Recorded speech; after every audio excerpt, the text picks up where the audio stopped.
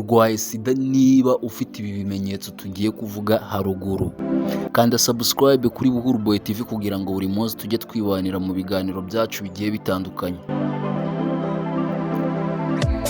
Dore ibimenyetso simusiga byakwereka ko wanduye sida utabanje kujya kwisuzumisha kwa muganga, udatakaje n'amafaranga yawe kandi waranduye.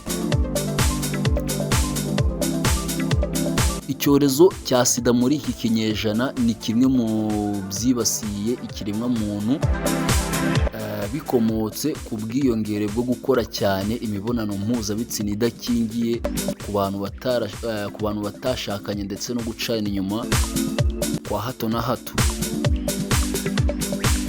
Abashakashatsi bemeza ko hari ibimenyetso bishobora kwereka umuntu wakoze imibonano mpuzabitsina idakingiye ko ashobora kuba yaramaze kwandura agakoko gatera sida, nubwo mu busanzwe bizi ko kariya gakoko kataboneshwa amaso cyangwa se ijisho. Harahiye. Urubuga rwitwa health.com twifashishije ruvuga ko mu gihe agakoko gatera sida kamaze byibura ukwezi kumwe cyangwa amezi abiri kari mu mubiri w'umuntu, abantu 40% kugeza kuri 90% bashobora guhura n'ibimenyetso bizwi nka ARS cyangwa se Acute Retroviral Syndrome. Acute Retroviral Syndrome. Cyakora nanone ubushakashatsi bwerekana ko sida ishobora kumara igihe kinini mu mubiri nta kimenyetso na kimwe iragaragaza, ku buryo uwayanduye ashobora no kumara imyaka 10 nta n'igicurane na kimwe ararwara, nta n'akagripe na gato. Mu bimenyetso uwanduye virusi itera sida ashobora kugaragaza mbere y'uko yipimisha ni ibi ngibi bikurikira. Icya mbere, ikintu kizakwereka ko wanduye sida harimo guhindagurika k'ukwezi k'umugore. Ni ukuvuga ngo hano ni ku bagore. Mu busanzwe guhindagurika k'ukwezi k'umugore biterwa n'impamvu nyinshi zinyuranye, ariko iki ni ikimenyetso gitangwa n'izi nzobere. Umugore cyangwa se umukobwa ukunda gukora imibonano mpuzabitsina idakingiye n'abantu bagiye batandukanye, nyuma ukwezi kwe kukaza guhindagurika, akwiriye kujya kwipimisha akareba niba ataranduye aka gakoko gatera sida, kubera ko iki ngiki nacyo kiri mu bimenyetso. Iyo aka gakoko kamaze kugera mu mubiri w'umugore, gatera bamwe na bamwe kugira imihango mike kandi iza rimwe na rimwe ugereranije n'igihe cyahise. Ikintu cya kabiri kizakwereka ko wamaze kwandura sida cyangwa se kizakwereka ko urwaye sida harimo guhinda umuriro mwinshi. Kimwe mu bimenyetso, ibi ngibi nabyo ni kimwe muri bya bimenyetso twavuze haruguru. Umuriro mwinshi nawo urimo. Niba usigaye uhorana umuriro uri hejuru ya degree Celsius 38.88 kandi ugakurikirwa no kumva wacitse intege, kandi ukaba uzi ko hari aho waba warahuriye n'imwe mu nzira zicamo aka gakoko gatera sida, ihutire kugana muganga akurebere niba utaranduye. Iki gihe virusi itera sida iba iri kwinjira mu maraso, itangiye kwigabanyamo uduce twinshi cyane, nk'uko byemezwa na Carlos Malvestuto ushinzwe ishami ry'ubuganga muri kaminuza ya New York. Ikintu cya gatatu kizakwereka ko wamaze kwandura sida harimo gutakaza ubushobozi bwo kwibuka no gufata mu mutwe. Umuntu wanduye aka gakoko agenda atakaza ubushobozi yari asanzwe bwo gufata mu mutwe ndetse no kwibuka. Niba usanzwe uzi gufata mu mutwe, kwibuka ukaba usanzwe udategwa, ariko bikaba bisigaye bikugora, kandi ukaba uzi ko hari aho wahuriye n'imwe mu nzira aka gakoko gatera sida kanyuramo cyangwa se gacamo, gira bwangu ujye kwipimisha urebe uko ubuzima bwawe buhagaze. Wasanga ibyo ukeka ari byo, ushobora kuba waranduye agakoko gatera sida. Ikintu cya kane kizakwereka ko warwaye sida cyangwa se ko urwaye sida ni ukugira umunaniro udashira.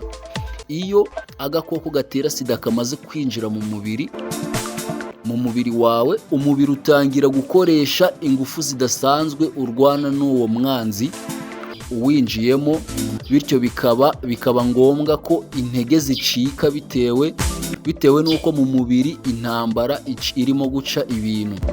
Ibi bitangira kunaniza umubiri wawe ukumva ucitse intege. Niba warakoze imibonano mpuzabitsina idakingiye cyangwa ukaba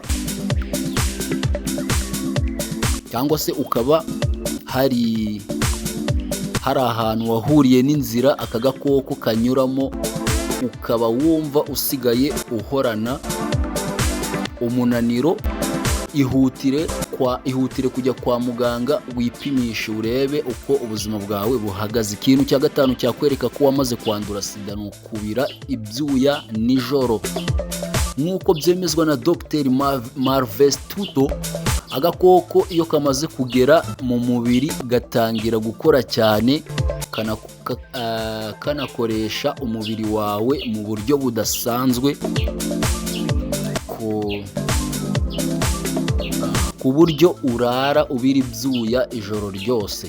Icyumba cyawe gisanzwe kirimo amafu n'ubuhehere, ntusanzwe urangwa no kubira ibyuya byinshi mu ijoro, ariko niba usigaye ubira ibyuya bikanatosa ibyo uryamyeho cyangwa imyenda wararanye, tangira kugira amakenga.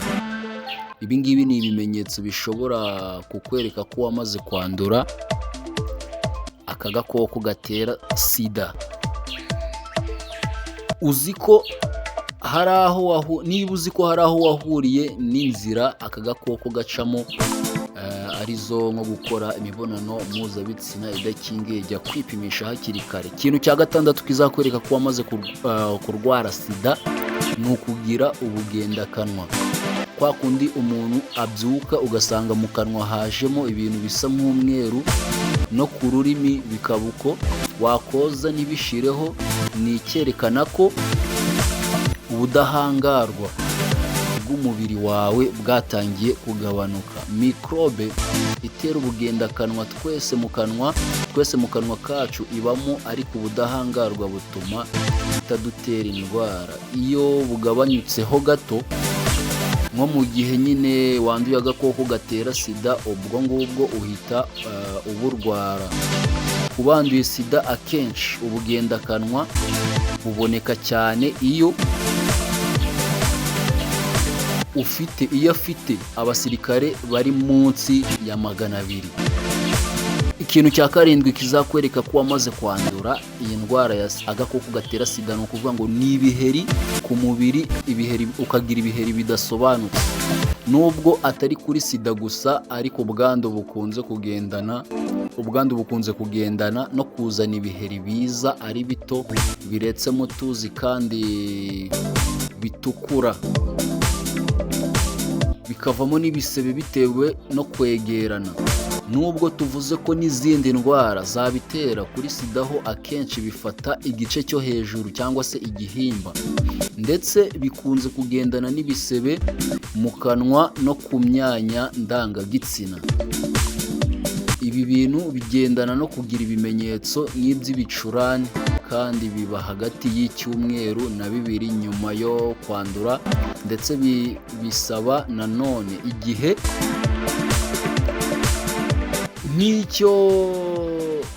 nk'icyo ngo byo ubwabyo byikize, bisaba igihe kinini kugira ngo byikize. Ikintu cya 8 kizakwereka ko wamaze kwandura sida ni ugutakaza ibiro mu buryo bwihuse. Nubwo ibi bidakunze kuboneka ku basanzwe banduye, ariko ubwandu bushya bwa sida abantu bashobora gutakaza ibiro ku buryo bwihuse. Niba utakaje 10% y'ibiro wari ufite wenda ibiro 60, ugatakaza ibiro 6 mu gihe cy'icyumweru, ugatakaza ibiro 6 mu